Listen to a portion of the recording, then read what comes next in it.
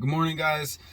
I figured I'd shoot a little video this morning. It's not gonna be real long because I had to help my wife set her appointment through her app to get the things that we notated when we took delivery yesterday to get them fixed. She was just a little uncomfortable, a little unsure of how to do things through the app. It's new to her. Once I left, she was saying it's not difficult. It's just there's a little bit of a learning curve. I had to go through it with my used car. It's just one of those things. It's kind of strange when you're not used to using an app to set up an appointment. So she's all set now. She hadn't actually gone all the way through the process, but like I set her up good, and I figured I'd just pass that information along to you guys.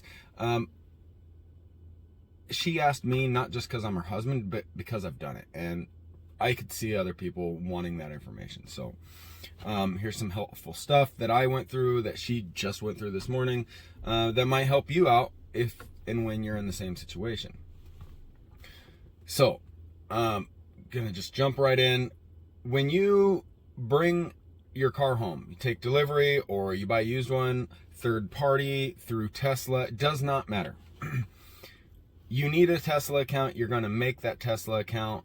You're going to download the app. It's going to sync everything up. If you're buying third party, keep in mind it's going to take you a little bit longer to be on the Tesla network. Excuse the sound. Like when I bought my car, I went to a supercharger and supercharged and topped my car off, and then I wasn't able to supercharge. The car actually ended up telling me after the fact, it was like, hey, you don't have a Tesla account, which I did. It wasn't processed that this was my car, so it wasn't completely through the system yet. I mean, it had only been like an hour since I took the car. When you take it from Tesla, it's much faster. She was already in the system. She could have went and supercharged if she want. I mean, obviously she had a full battery when she took the car, but if for some reason she needed to, she could have. So keep that in mind. If you're not buying through Tesla, it's going to take you a little bit longer. Be prepared for that. Have your charger set up ahead of time at home. That's a story for another day. But moving on. So the app takes a little bit of time. Used, new, or used through Tesla is almost instantaneous. But like with her new car, there was a few little things that we need fixed. So you got to go into the app. It wants you to pick a what was hers? It was like, what's the reason for the service appointment? Damage to the car, something's not working, I don't know, your infotainment center, your tires flat, whatever. There's a bunch of different things. There's things for body and all that, and there's an other. I'm just gonna be honest with you. I've used most of them. My car's only been in a couple times, but sometimes you just can't figure out. You're like, I don't know. I have 5 things that I need to talk to them about, and they're kind of all over the place. Like my wife's, because she took delivery. There's some bolts that aren't in the car. There's some paint, or not some paint. The hood needs to be realigned. Those are 2 totally different things. There's some smudges up on her headliner. None of that stuff fits into the same category. So we just had her pick other. The more information you can give them, the better. Not just the better for them, the better for you. So in this case, there's nothing really wrong per se with her car. Nothing that the car knows about. The car tracks everything, right? So if I don't know, I get a flat, or I don't know, something drivability wise is off, I can do a bug report and I can actually log that date and time. As long as I remember when that is, I can just tell Tesla, hey, on this date at this time, I did a bug report, this happened. This is a little bit different. So the more information helps even more in this instance. So you can add pictures. It's always helpful. They like the pictures. And they want a description. My advice to her and to you guys is email yourself, text yourself, get yourself a thread going first. Go out, back up, sorry. go out, take your pictures. I believe you can upload 5. Take your pictures, try to make them as good as possible. Keep in mind, if you zoom in, so she's got one little paint spot. It's one little tiny bubble of paint. You have to know where it's at to find it. If she zooms in really, really close on that and takes a picture and doesn't describe it all that well, they're never going to find it. So, like, we took a picture with me with my finger, like, hey, it's right there, and it's right on the end of my finger, and she was also backed up a little bit. And that way, they can crawl down there and they can say, oh yeah, that's where it's at. It'll help them, it'll save time, which in any case where it's costing you money, which this isn't going to cost us any money, will save you money. Tesla, I really strongly believe this. Their service centers are not there to make money. They're there to keep their cars on the road.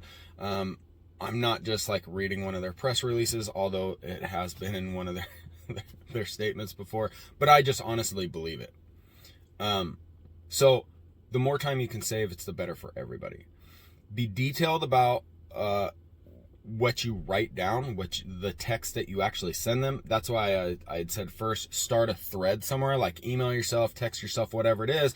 And kind of what I do is, so we walked around the car and we took the 5 photos, and we actually, to help her out, in her little text that she was texting herself, we described each one in that order.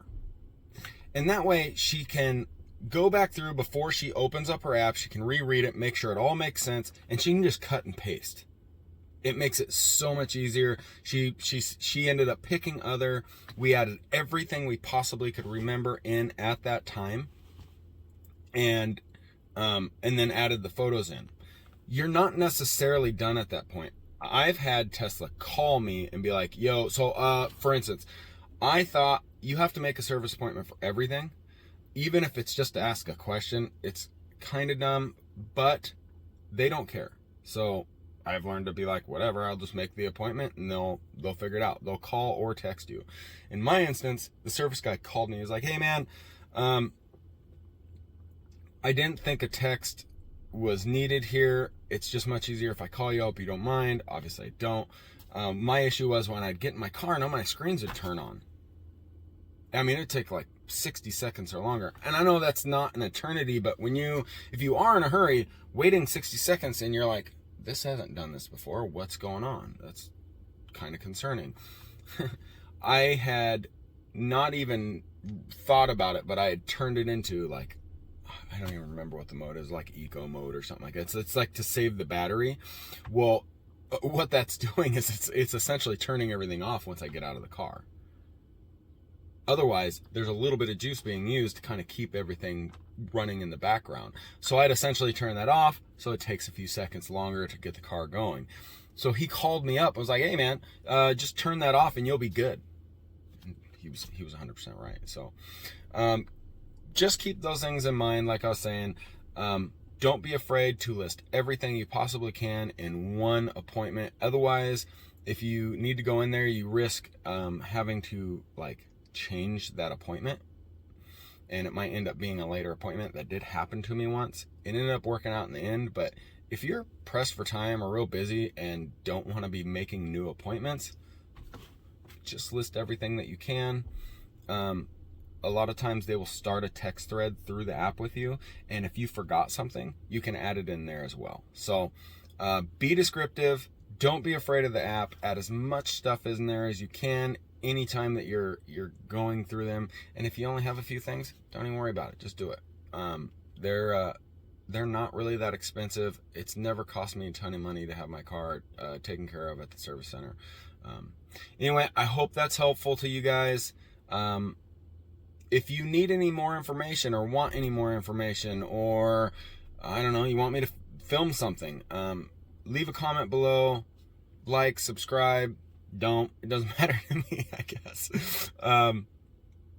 But yeah, if you need any more information, get a hold of me. I will do my best to get back to you with what I can. And if nothing else, if I don't know, then I don't know, maybe I'll go out and try whatever it is, and I'll make a video and we can help other people out.